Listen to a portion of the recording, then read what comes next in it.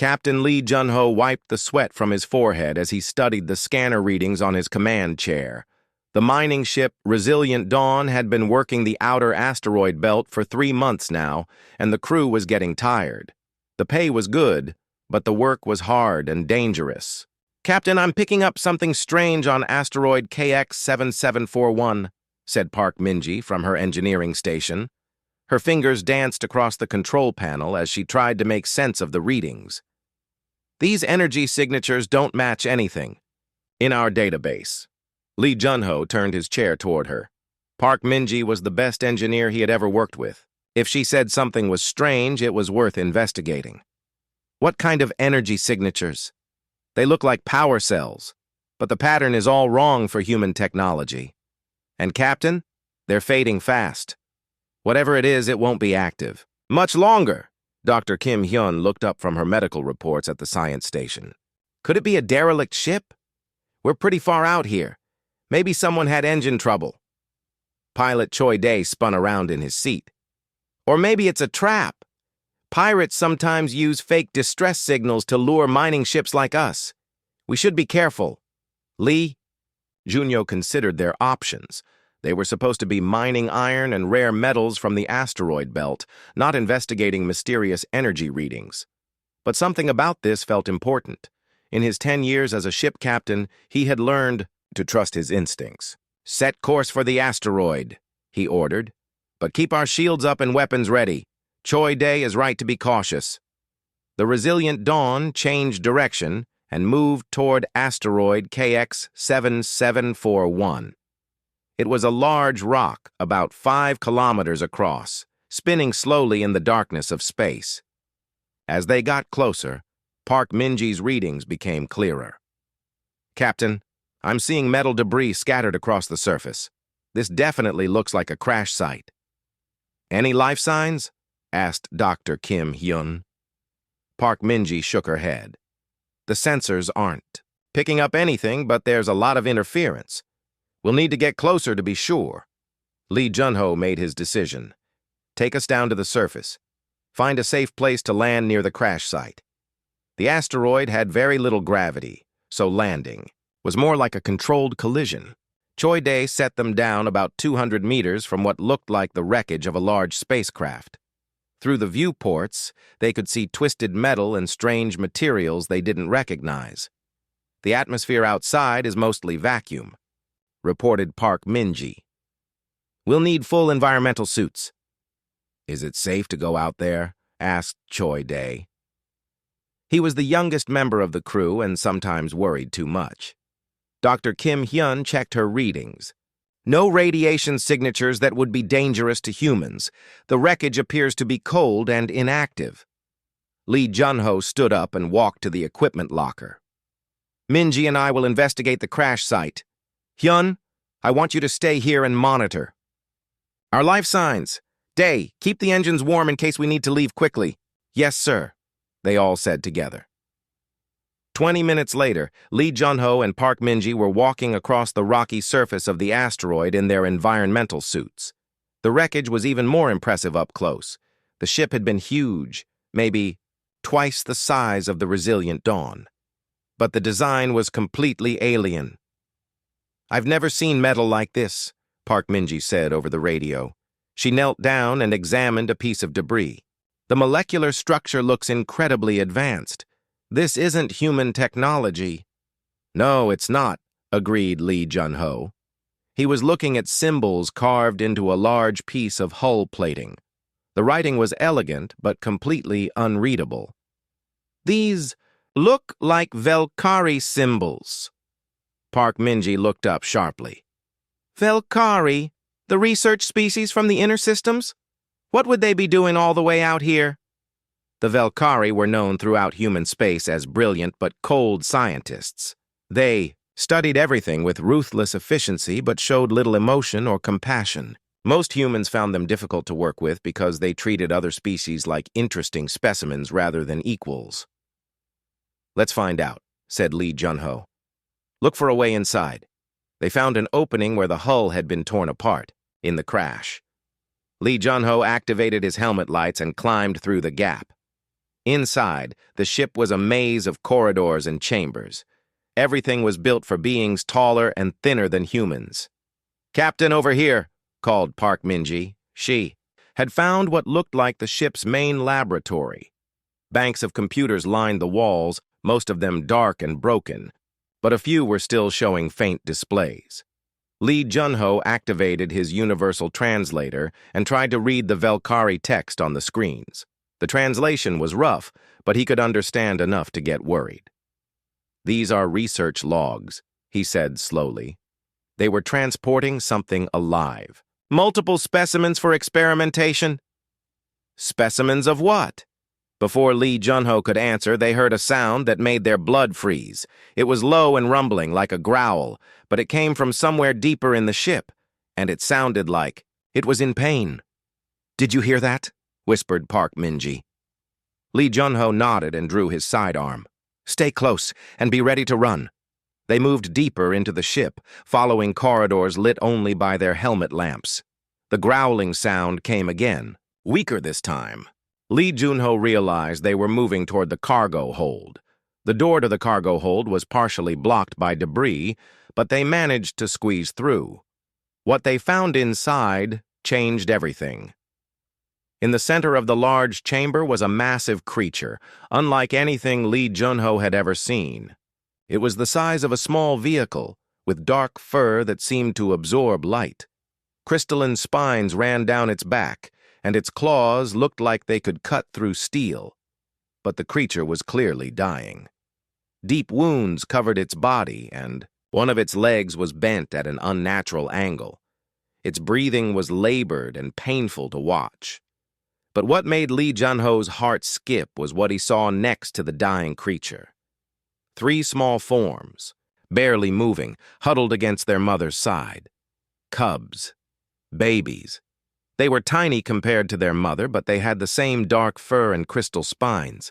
They were whimpering softly, calling for their mother who could no longer help them. "Dear God," whispered Dr. Kim Hyun's voice over the radio. She had been monitoring their helmet cameras from the ship. "What are those things?" Lee Junho slowly lowered his weapon. Despite her terrifying appearance, something in the mother creature's eyes spoke to him. Intelligence, pain, and desperate love for her young. "I think," he said quietly, "we just found the Velkari's abandoned research specimens." The silence in the cargo hold was broken only by the soft whimpering of the 3 cubs and their mother's labored breathing.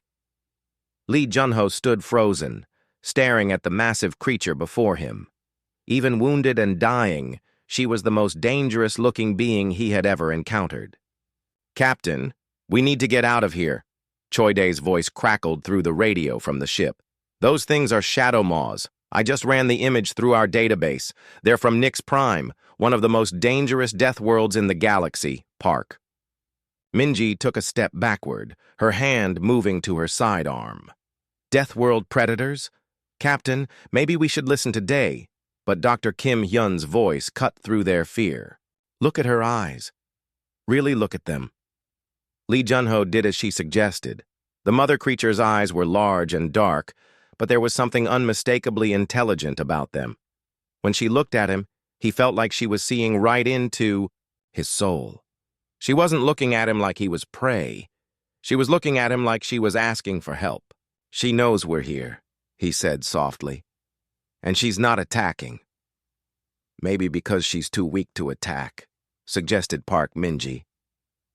The mother's shadow maw slowly moved her head toward her cubs.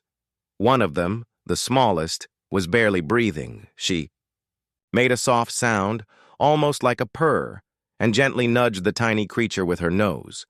The cub responded weakly, pressing closer to its mother's warmth. "My God," whispered Dr. Kim Hyun over the radio. "She's trying to comfort them. She knows she's dying, and she's trying to say goodbye." Lee Junho felt something break inside his chest. He had seen a lot of suffering in his years in space, but this was different. This was a mother watching her children die, unable to save them. "I'm coming over there," announced Dr. Kim Hyun suddenly. "No, you're not." Choi Dae argued from his pilot seat. Hyun, those are apex predators. The database says a single adult shadow maw can take down a hover tank. Even wounded, she could kill all of us. She won't hurt us, said Dr. Kim Hyun with surprising certainty. I've been watching the thermal readings from your helmet cameras. Her body temperature is dropping fast. She's going into shock from blood loss. And more importantly, her stress, hormones aren't showing aggression patterns. She's showing protective behavior. Protective behavior toward who? Asked Park Min-ji. Her cubs, and maybe toward us too. I think she understands that we might be able to help them. 15 minutes. Later, Dr. Kim Hyun joined them in the cargo hold, carrying her medical kit and a portable scanner. She moved slowly and kept her hands visible, the way someone might approach a frightened animal. The mother shadow maw watched her carefully but didn't show any signs of aggression. When Dr. Kim Hyun knelt down a few meters away and opened her medical kit, the creature actually seemed to relax slightly. Her wounds are severe, Dr. Kim Hyun reported as she ran her scanner over the massive form. Internal bleeding, broken bones, and she's lost a lot of blood. But the strangest thing is, her brain activity is off the charts.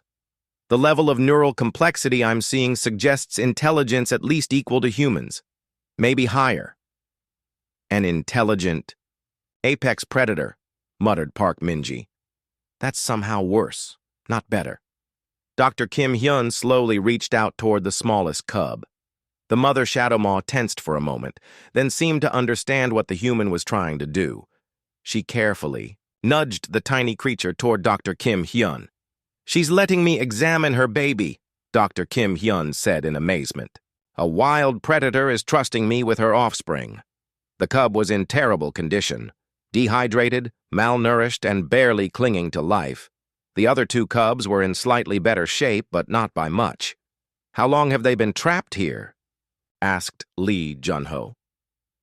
Park Min-ji checked her readings from the wreckage. Based on the energy decay patterns, I'd say the ship crashed at least 4 days ago. 4 days without food or water for the cubs, said Dr. Kim Hyun grimly. And their mother has been bleeding this whole time, trying to keep them warm and safe. Lee Jun-ho looked around the cargo hold and noticed something that made his anger rise. There were other cages, all empty now, restraint systems designed to hold large creatures, research equipment that looked like it was built for experimentation, rather than medical care. The Velkari were transporting them for research, he said slowly. Live specimens. When the ship crashed, the crew just abandoned them here to die. That's standard Velkari protocol, said Choi Dae's voice from the ship. They don't waste resources on failed experiments. Captain, I'm picking up something on long-range sensors. 3 ships heading this way. They're still far out, but they're definitely coming toward this asteroid. What kind of ships? The signatures look Velkari. Lee Jun-ho felt his jaw clench. The Velkari were coming back, probably to salvage their research data. They would find the shadow maws and either kill them as a mercy or try to capture them again for more experiments. Dr. Kim Hyun looked up from where she was gently examining the second cub. Captain, I can't save the mother. Her injuries are too severe, and I don't have the right equipment for surgery on a being this large. But the cubs, if we get them proper nutrition and care, they might survive. Might survive where? Asked Park Min-ji. We can't take apex predators onto our ship. Even if they're babies, they'll grow up to be killing machines. Will they? Asked Dr. Kim Hyun. Look at how their mother is behaving. She's intelligent, protective, and she's showing us trust. Maybe shadow maws are only dangerous when they're treated as monsters. The mother shadow maw made another soft sound and looked directly at Lee Jun-ho. In that moment, he understood what she was asking. She was asking him to take care of her children after she was gone. The Velkari will be here. In about 6 hours, reported Choi Dae. Captain, we need to make a decision soon. Lee Jun-ho looked at his crew through the helmet cameras. Park Min-ji looked worried, but determined. Dr. Kim Hyun was already treating the cubs like patients rather than monsters. Even Choi Dae, despite his fears, was ready to follow orders. Minji, how long would it take you to modify our cargo bay to hold 3 young shadow maws? Park Minji blinked in surprise. Captain, are you seriously considering this? Answer the question. She thought for a moment. Maybe 2 hours if I work fast. I'd need to reinforce the walls, adjust the atmospheric controls, and set up some kind of containment area. But Captain, this is crazy. These things will grow up to be the most dangerous predators in the galaxy. Maybe, said Lee Jun-ho. Or maybe they'll grow up to be something different, something better. He looked at the mother Shadow Maw again. She was watching him with those intelligent eyes, waiting for his decision. We're taking them with us, he announced. All 3 cubs. Captain, Choi Dae's voice was tight with worry. Human Space Command will never approve this. Taking dangerous alien life forms aboard a civilian vessel violates about 50 safety regulations. Then we won't tell Human Space Command until it's too late for them to stop us. Dr. Kim Hyun smiled behind her helmet visor. I was hoping you'd say that. The mother Shadow Maw seemed to understand what had just happened. She relaxed completely for the first time since they'd found her, and gently gathered her 3 cubs closer to her body with one massive paw. She was trusting her children, to the humans, and Lee Jun-ho was determined not to let her down. 2 hours later, Park Minji wiped grease from her hands as she finished the last modifications to the cargo bay. She had worked faster than ever before, installing reinforced barriers, atmospheric controls, and even a small medical station for Dr. Kim Hyun to monitor the cubs. It's not perfect, she told Captain Lee Jun-ho as they stood in the doorway, but it should keep them safe and contained. The walls can handle a lot of stress, and I've set up emergency protocols in case anything goes wrong. Lee Jun-ho nodded and looked at the 3 small Shadow Maw cubs lying in the center of the modified space. They were still weak, but Dr. Kim Hyun had managed to get some fluids into them through feeding tubes. Their mother had died peacefully an hour ago, but not before watching the humans carefully move her children to safety. How are they doing? He asked Dr. Kim Hyun. Better than expected. Their bodies are incredibly resilient. The smallest one, who I was most worried about, is actually responding the best to treatment. I think they're going to survive. Choi Dae's voice came over the intercom from the bridge. Captain, the Velkari ships are 3 hours out. We need to leave now if we want to avoid them. Take us out of here, ordered Lee Jun-ho. Set course for Station Alpha 7. We'll figure out what to do next when we get there. As the resilient Dawn lifted off from the asteroid, Lee Jun-ho stayed in the cargo bay to watch the cubs. They seemed confused and scared, making soft chirping sounds and looking around for their mother. It broke his heart to see such young creatures dealing with loss. Over the next few days, something remarkable happened. The cubs began to trust their human caretakers. Dr. Kim Hyun spent hours with them, learning how to feed them and take care of their basic needs. Park Minji found herself drawn to the smallest cub, who seemed to have endless curiosity about everything around him. Look at this, Park Minji said on the 3rd day, sitting cross-legged on the cargo bay floor. The smallest cub had crawled over to her and was gently touching her hand with his tiny paw. He's not afraid of me at all. None of them are, observed Dr. Kim Hyun. It's almost like they understand that we saved them. They're grateful. Lee Jun-ho had been spending time with the cubs, too, especially during the quiet hours when the rest of the crew was sleeping. He found himself talking to them about everything and nothing, somehow feeling like they understood more than they should. Your mother was brave, he told them one night as they curled up together in their sleeping area. She trusted us to take care of you, and I promise we will.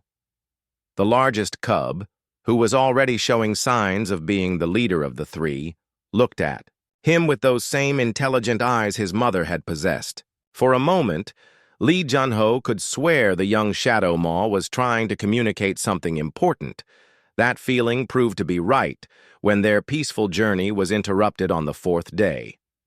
"Captain, to the bridge immediately," called Choi. Urgently, Lee Jun-ho ran to the command center to find his pilot staring at the main display with worry. 3 ships had appeared on their sensors, moving to intercept them. "Valkyrie?" asked Lee Jun-ho. "Yes, sir. The lead ship is identifying itself as the Logical Destiny. They're demanding that we stop and prepare to be boarded." "How did they find us?"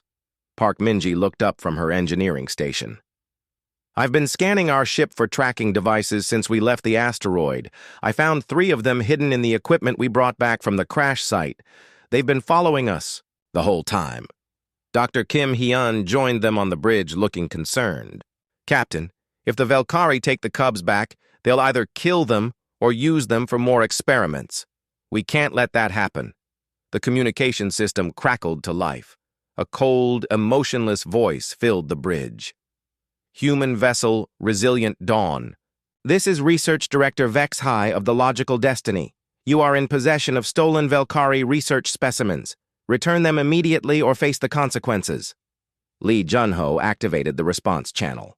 "Director Vex High, these creatures were abandoned on a crashed ship. We rescued them from certain death. They are not your property." Incorrect. All specimens collected for scientific research remain Valkyrie property regardless of circumstances. The creatures you have taken are extremely dangerous predators. Humans lack the knowledge and equipment to contain them safely. "They're just babies," protested Dr. Kim Hyun.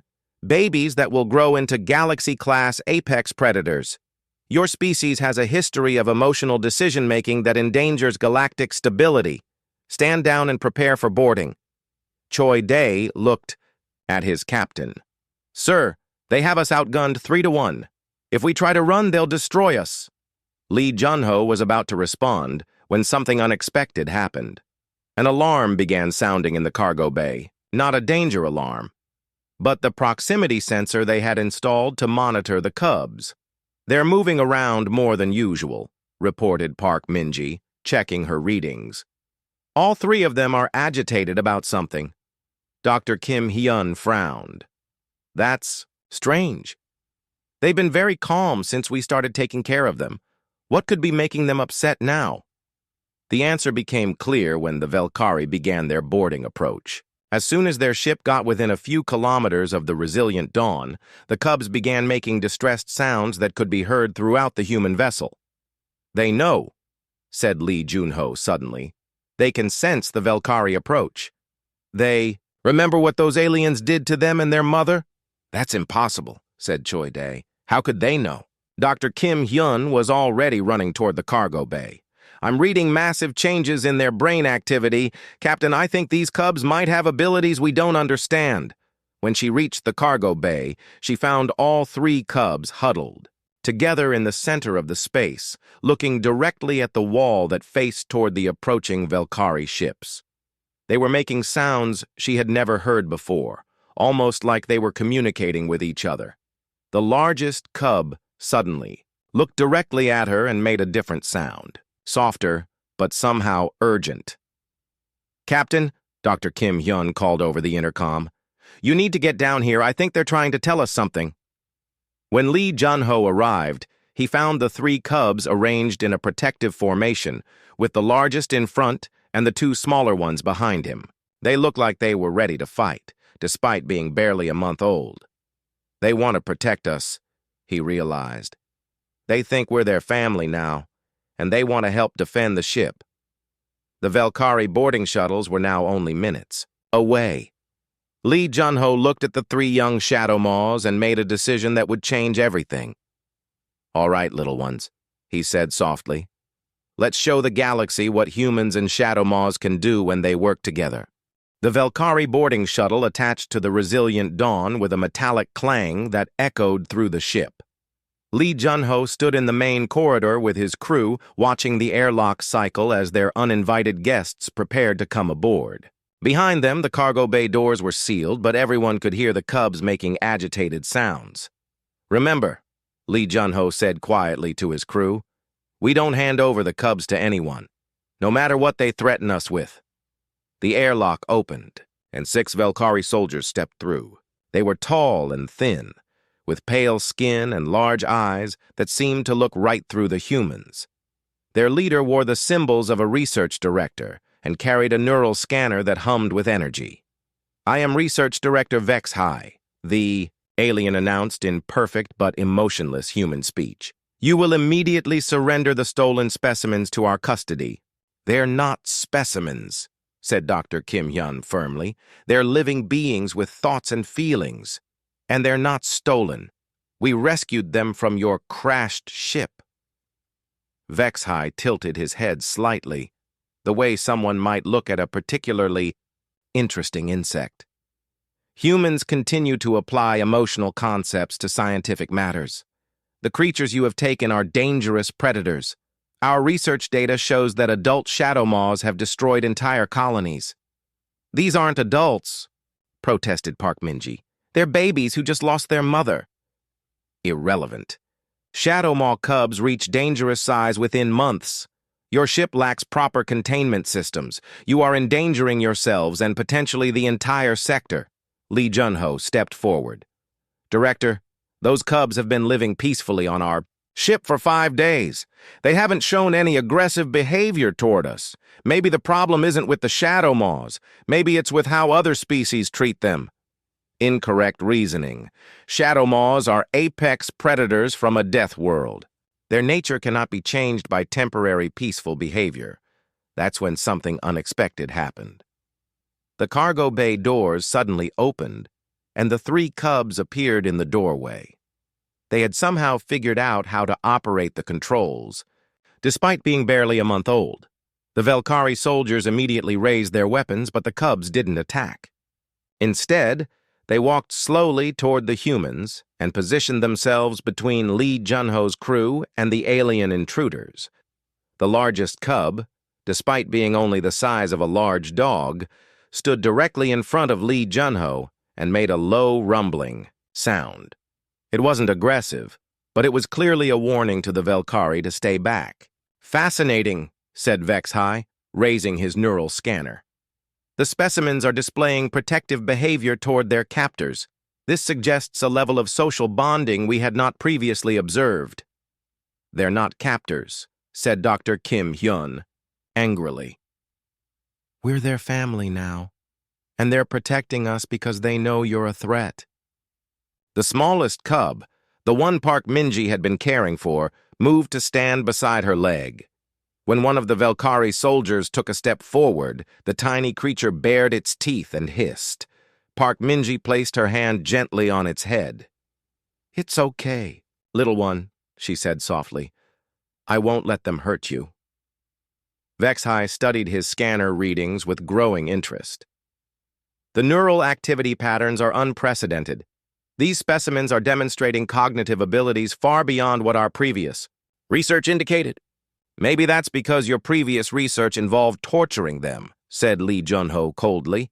"Research requires controlled conditions, emotional attachment clouds, scientific observation." Dr. Kim Hyun knelt down next to the middle cub, who immediately moved closer to her. "Director, I've been studying these cubs for 5 days. Their brain activity shows complex thought patterns, emotional responses, and social learning.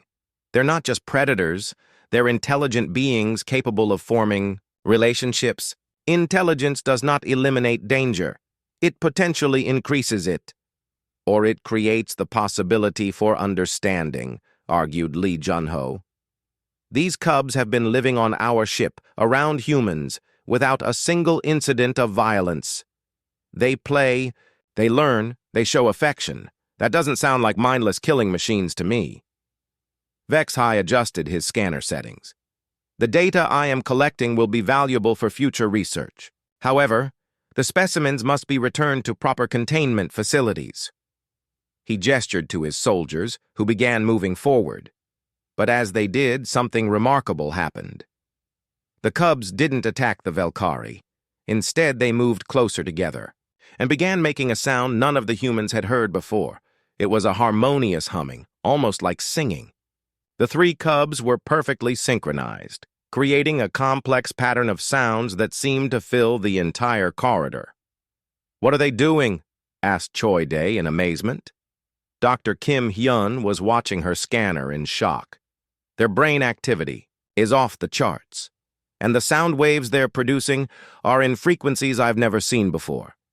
It's almost like they're trying to communicate something very important. The Velkari soldiers had stopped moving. Vex-Hai was staring at his neural scanner with what might have been the first emotion any of them had ever seen on a Velkari face. "Impossible," he said quietly. "These readings suggest the specimens are using a form of empathic communication. They are attempting to project emotional states directly into other minds." Lee Junho suddenly understood. "They're trying to show you what they feel. They want you to understand that they're not monsters." "Empathic abilities in Shadow Maws have never been documented," said Vex-Hai, but his voice had lost some of its cold certainty. "Maybe because no one ever bothered to listen to them," suggested Dr. Kim Hyun. The cubs continued their harmonic communication, and slowly something changed in the corridor. The tension began to fade. The Velkari soldiers lowered their weapons slightly. Even Vex-Hai seemed less sure of himself. "I am experiencing unusual neural feedback," he admitted. The specimens appear to be transmitting concepts of safety, protection, and what humans might call love. Park Minji looked down at the smallest cub, who was still standing beside her. "They love us, and we love them. That's what they're trying to show you." "Love is not a scientific concept," said Vex-Hai, but his voice sounded uncertain. "Maybe that's the problem with your science," said Lee Junho. "You study life without understanding what makes it worth living." The cubs gradually stopped their harmonic communication, but the effect lingered. Everyone in the corridor had felt something profound, a connection that crossed species lines. Vex-Hai studied his scanner readings for a long moment. "The data suggests these specimens possess capabilities that could revolutionize our understanding of interspecies communication. So you'll leave them with us?" asked Dr. Kim Hyun hopefully. "Negative. This discovery makes them even more valuable for research. However, the current containment situation appears stable. We will establish a monitoring station to observe the specimens in their current environment." Lee Junho felt his heart sink. "You're going to study them like animals in a cage. We are going to study an unprecedented example of cross-species bonding. The scientific value is immeasurable." But before anyone could respond, new alarms began sounding throughout the ship. Choi Dae's voice came over the intercom from the bridge. "Captain, we have multiple ships approaching, not Velkari. I'm reading Centauri Alliance, hegemony vessels, and others. Looks like word has gotten out about what we're carrying." Lee Junho looked at the three cubs, who were now standing calmly beside their human family. The galaxy was coming to judge them, but he wasn't backing down. "Let them come," he said firmly. "It's time everyone learned the truth about Shadow Maws." Within hours, the space around the resilient Dawn looked like a war zone. Ships from a dozen different species had arrived, all demanding answers about the humans who were harboring Shadow Maws. Lee Junho stood on his bridge, watching the tactical display as more vessels continued to appear. Centauri Alliance cruiser Noble Truth is demanding we surrender the creatures for immediate destruction, reported Choi Dae. The hegemony ship Final Justice wants us to hand them over for trial as dangerous weapons, and the Velkari are still insisting they belong to them for research. "What about Human Space Command?" asked Park Minji. "They're sending the battleship Determination with orders for us to surrender the cubs to them. Estimated arrival in 6 hours." Dr. Kim Hyun looked up from her medical station where she had been monitoring the cubs. "Captain, the little ones can sense all the hostile emotions from the other ships. They're getting scared."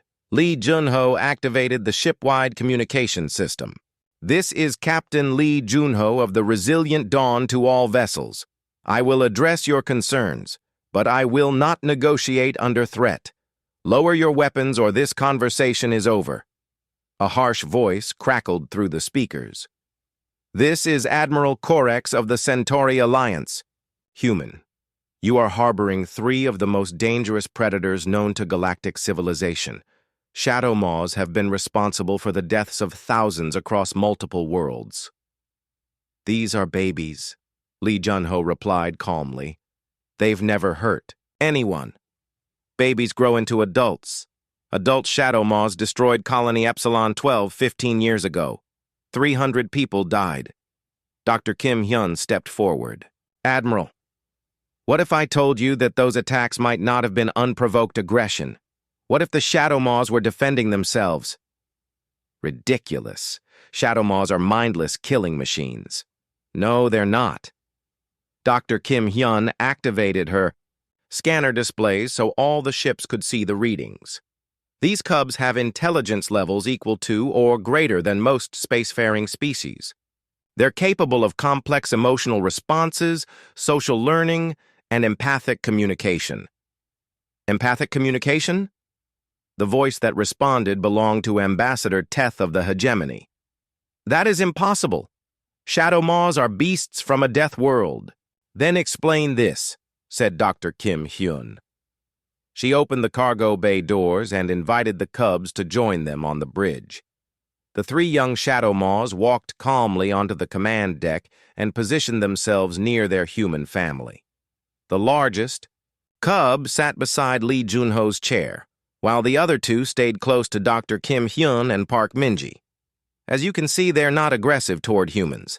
They're protective of us, and they're about to demonstrate something that will change how you think about their species." Dr. Kim Hyun nodded to the cubs, who began their harmonic communication again.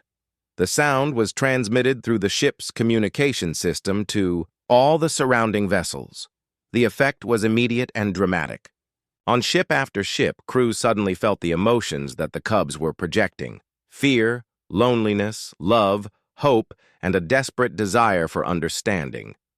The communication channel was silent for a long moment. Then Admiral Korex's voice returned, but it sounded shaken. "What did they just do to us?" "They showed you what they feel," explained Dr. Kim Hyun. "Shadow Maws aren't just intelligent, they're empathic. They can sense and project emotional states. When they attack, it's not because they're mindless killers. It's because they're responding to the fear and aggression of others." Ambassador Teth's voice was thoughtful. "You are suggesting that Shadow Maw attacks are defensive responses to perceived threats?" "Exactly. Think about it. Every recorded Shadow Maw attack has occurred when humans or other species invaded their territory or threatened their young. They don't leave their world to attack others. Others come to their world and create conflicts." Lee Jun-ho activated his personal log recordings from the past week. "These cubs have been living on our ship surrounded by humans for days. They play, they learn, they show affection. The only time they've shown any aggressive behavior was when the Velkari tried to take them by force." "But they're still dangerous," protested Admiral Korex. "Even if they're intelligent, they're apex predators, with the physical capability to destroy entire settlements." "So are humans," said Dr. Kim Hyun quietly. "Humans have weapons that can destroy entire planets. Does that make every human baby a monster that should be killed?" The question hung in the space around them. Ships that had been ready to fire on the resilient Dawn were now holding their positions, crews struggling with new information that challenged everything they thought they knew. Research Director Vex Hai's voice cut through the discussion. "The empathic abilities we have documented suggest that previous Shadow Maw research was fundamentally flawed. If these creatures can sense emotions and intent, they would naturally respond with hostility to researchers who saw them as specimens rather than beings." "Are you saying the Velkari were wrong?" asked Ambassador Teth with surprise. "I am saying that scientific methodology must adapt when new data becomes available. These specimens, these individuals, have demonstrated capabilities that require a complete reevaluation of their species." Park Min-ji knelt down next to the smallest cub, who immediately nuzzled against her hand. "They're not specimens. They have names. This little one is Juno, after our captain. The middle one is Nova because she's always curious about everything. And the biggest one is Guardian because he always protects the other two. You named them? Admiral Korek sounded incredulous. Of course we named them. They're part of our family now. Family? Ambassador Teth's voice carried a note of understanding.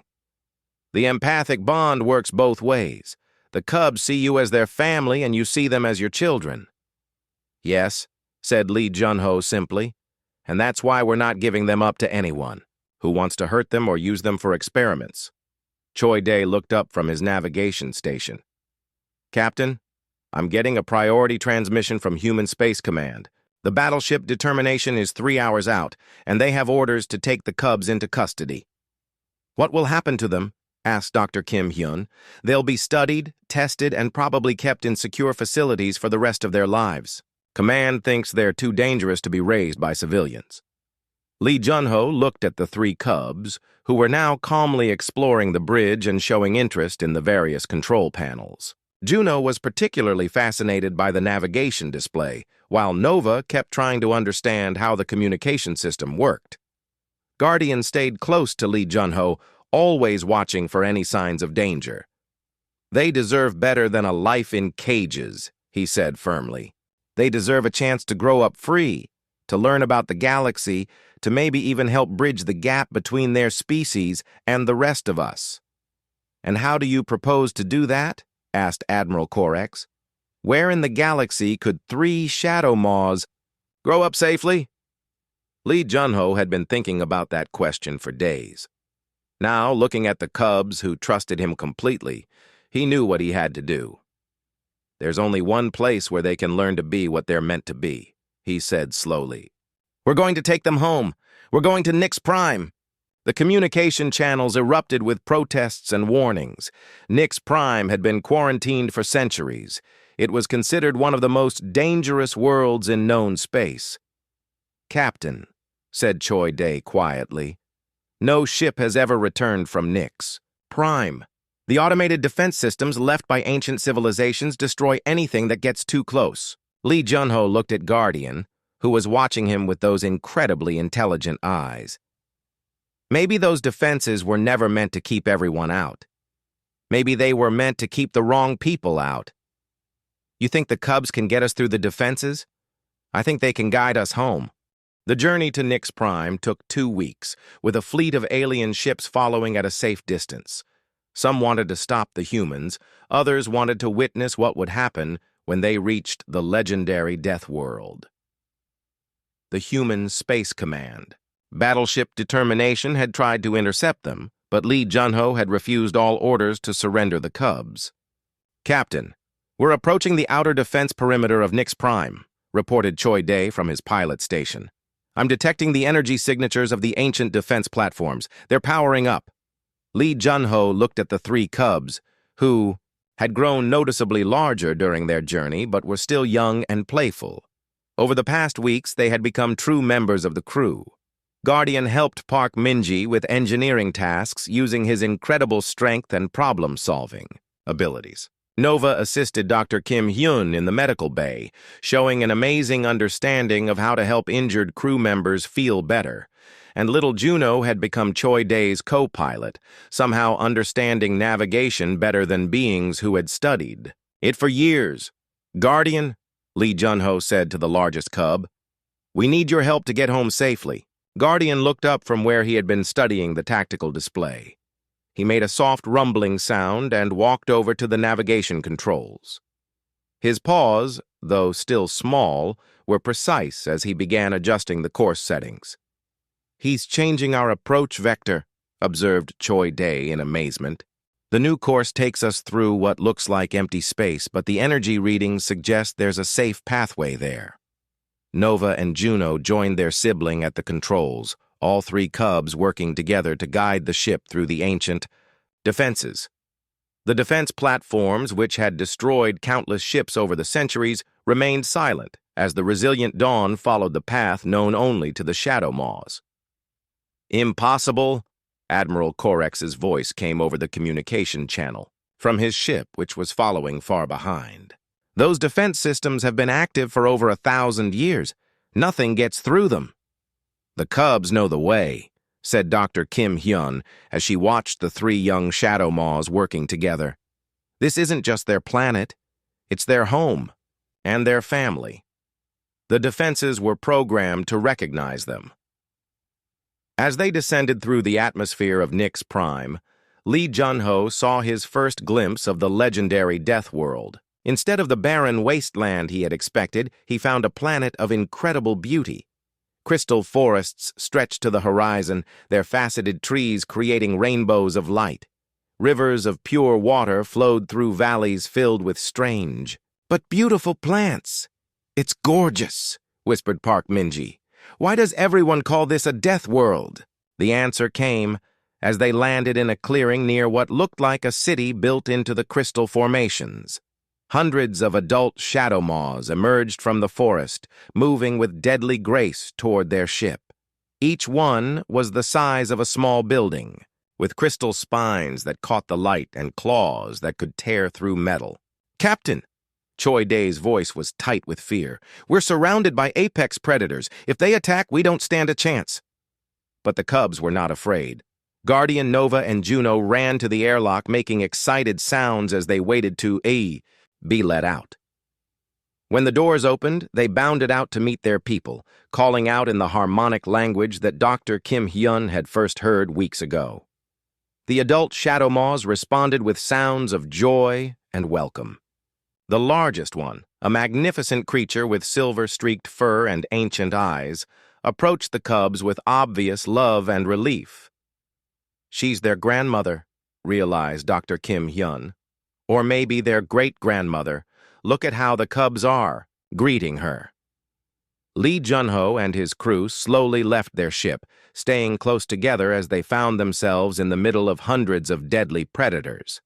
But instead of attacking, the shadow maws were welcoming them with the same warmth they had shown the cubs. The ancient matriarch approached Lee Jun-ho directly. When she looked at him, he felt the same empathic communication he had experienced from the cubs, but much stronger and more complex. Images filled his mind. The cub's mother dying in the crashed ship, the humans caring for her children, the love and protection his crew had shown. "She knows everything," he said in amazement. "She can see our memories, our feelings. She knows we saved them." The matriarch made a sound that somehow conveyed gratitude and respect.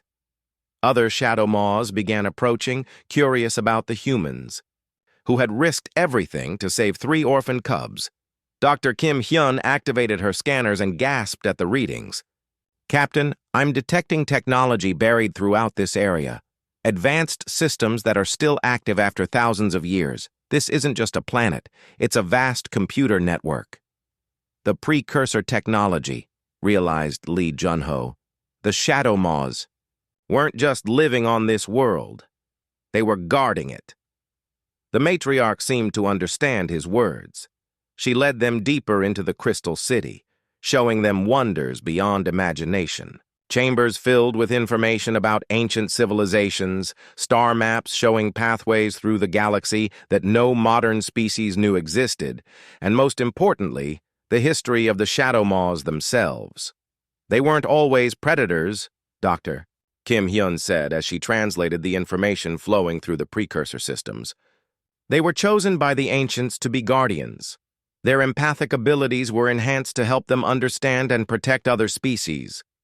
But when the ancients disappeared, the shadow maws were left alone with knowledge that others feared. So, they isolated themselves here," added Park Min-ji. "They stayed on this world to protect the precursor technology from those who would misuse it." The matriarch projected new images into their minds. Shadow maws trying to make contact with other species over the centuries, being met with fear and violence, gradually withdrawing from the galaxy to protect both themselves and the ancient secrets they guarded. "But now things can change," said Lee Jun-ho, looking at Guardian, Nova, and Juno as they played with their newfound family. "These cubs have lived with humans. They know we can be trusted." The matriarch agreed with a sound that felt like approval and hope.